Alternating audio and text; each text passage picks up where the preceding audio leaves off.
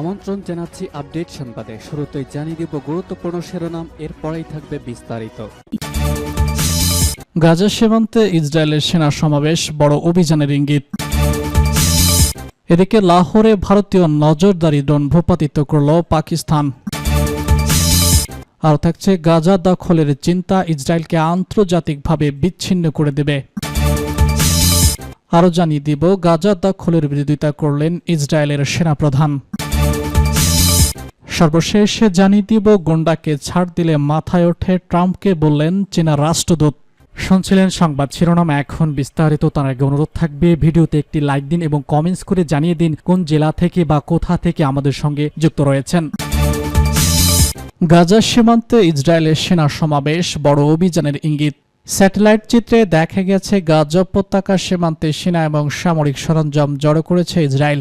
যুক্তরাষ্ট্রের 3 বর্তমান এবং একজন সাবেক কর্মকর্তা এসব ছবি পর্যালোচনা করে জানিয়েছেন একটি সম্ভাব্য নতুন এক ধরনের স্থল অভিযানের প্রস্তুতির ইঙ্গিত। চিত্রগুলোতে সেনাদের চলমান ও বাহিনীর অবস্থান এমনভাবে ধরা পড়েছে যা তাদের কাছ থেকে সম্ভাব্য ব্যাপক সামরিক অভিযানের লক্ষণ বলে মনে করা হয়েছে।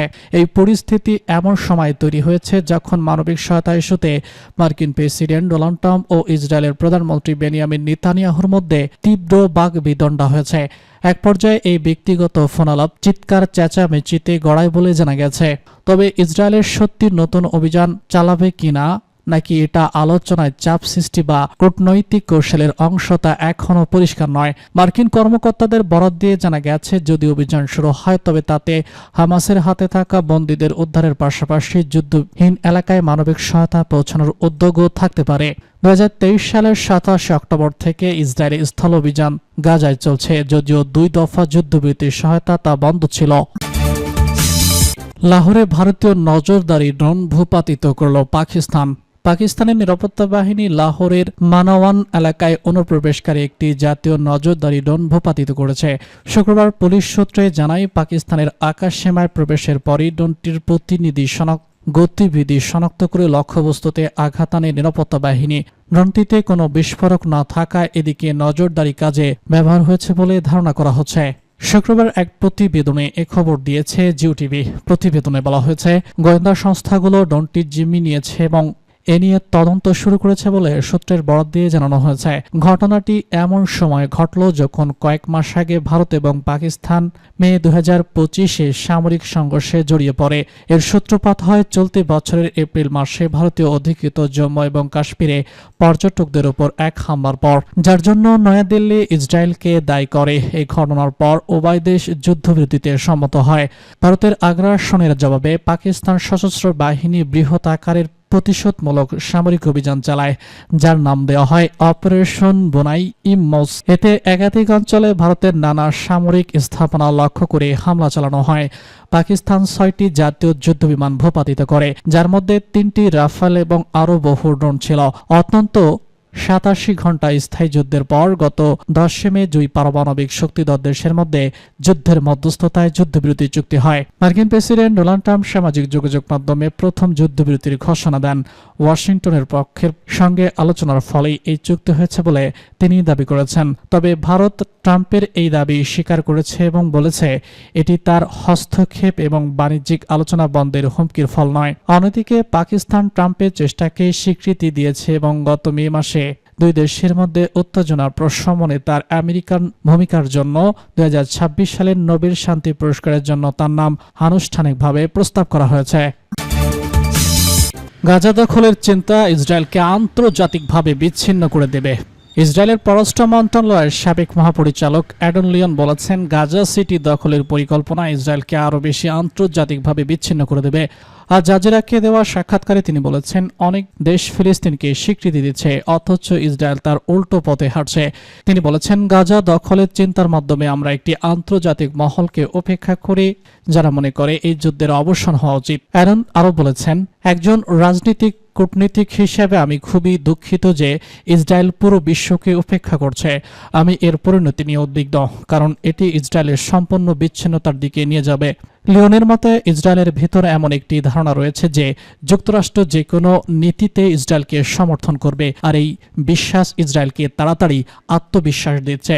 তিনি আরও জানান ইসরায়েলের মিত্র দেশগুলোকে এ বিষয়ে স্পষ্ট বক্তব্য দিতে হবে, কারণ যদি আন্তর্জাতিক সম্প্রদায়ের মধ্যে সর্বসম্মতি তৈরি হয় তাহলে যুক্তরাষ্ট্রকেও সেটি গুরুত্বের সঙ্গে বিবেচনা করতে হবে। এদিকে স্যাটেলাইট চিত্রে দেখা গেছে গাজা উপত্যকার সীমান্তে সেনা এবং সামরিক সরঞ্জাম জড়ো করেছে ইসরায়েল। যুক্তরাষ্ট্রের 3 বর্তমান এবং 1 সাবেক কর্মকর্তা এসব ছবি পর্যালোচনা করে জানিয়েছেন এটি সম্ভবত নতুন এক বড় ধরনের স্থল পরিবর্তনের ইঙ্গিত। চিত্রগুলোতে সেনাদের চলমান এবং বাহিনীর অবস্থান এমনভাবে ধরা পড়েছে যা তাদের কাছে সম্ভাব্য ব্যাপক সামরিক অভিযানের লক্ষণ বলে মনে করা হয়েছে। গাজা দখলের বিরোধিতা করলেন ইসরায়েলের সেনাপ্রধান। পুরো গাজা দখলের স্বপ্নে বিভাজনে ইসরায়েলের প্রধানমন্ত্রী নেতানিয়াহু, কিন্তু তার সেই স্বপ্নের পথে বাধা হয়ে দাঁড়িয়েছে দেশটির সেনাপ্রধান। তার ভাষায় এমন যে কোনো কিছু ইসরায়েলি সেনাবাহিনীর জন্য একটি ফাঁদ।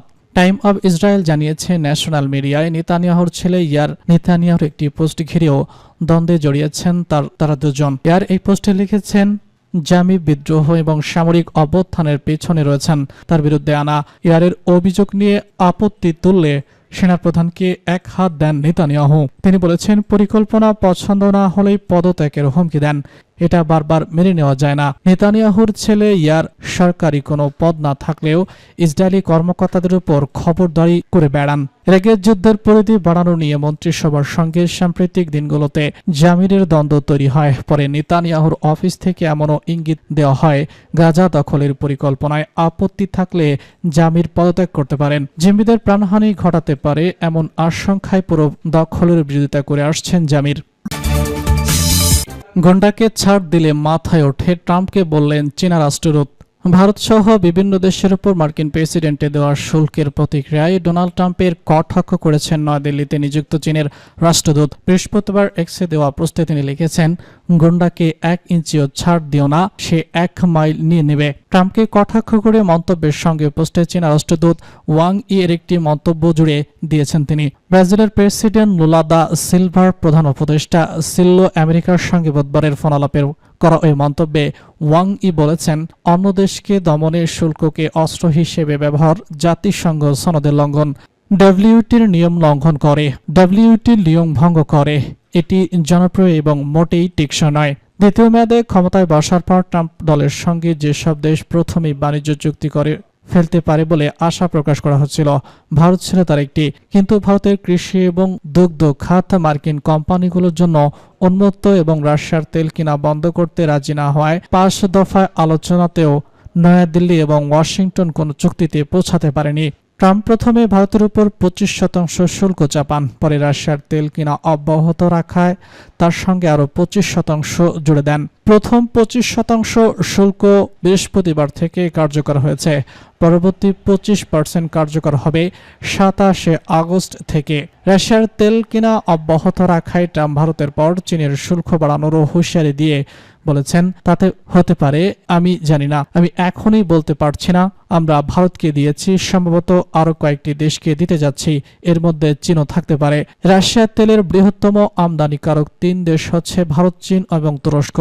শুক্রবারের মধ্যে রাশিয়া ইউক্রেন যুদ্ধ না থামলে ট্রাম্প পরোক্ষ শুল্ক দেওয়ার হুমকিও দিয়ে রেখেছেন। চলতি বছরের শুরুর দিকে চীন এবং যুক্তরাষ্ট্রের শুল্ক যুদ্ধ একবার এমন পর্যায়ে পৌঁছেছিল যে ওয়াশিংটন চীনা পণ্যে 145% শুল্ক বসিয়েছিল। এর পাল্টায় চীনও মার্কিন পণ্যে 125% শুল্ক আরোপ করে বলেছিল, যুক্তরাষ্ট্র যদি শুল্ক আরও বাড়ায় তাহলে অর্থনৈতিকভাবে তা অর্থহীন হবে এবং শেষ পর্যন্ত বিশ্ব বাণিজ্যের ইতিহাসে এই হাস্যকর বলে গণ্য হবে। দুই দেশের মধ্যে বাণিজ্য চুক্তি করতে বছরের শেষ দিকে চীনা প্রেসিডেন্ট শি জিনপিং এর সঙ্গে বৈঠকের পরিকল্পনা আছে বলে ট্রাম্প কিছুদিন আগে জানিয়েছেন। সাংহাই কর্পোরেশনের সম্মেলনে যোগ দিতে সামনেই ভারতীয় প্রধানমন্ত্রী নরেন্দ্র মোদীও চীন যাওয়ার কথা রয়েছে। সেখানে তার সঙ্গে জিনপিং এবং রাশিয়ার প্রেসিডেন্ট ভ্লাদিমির পুতিনের সঙ্গে সাক্ষাৎ হতে পারে।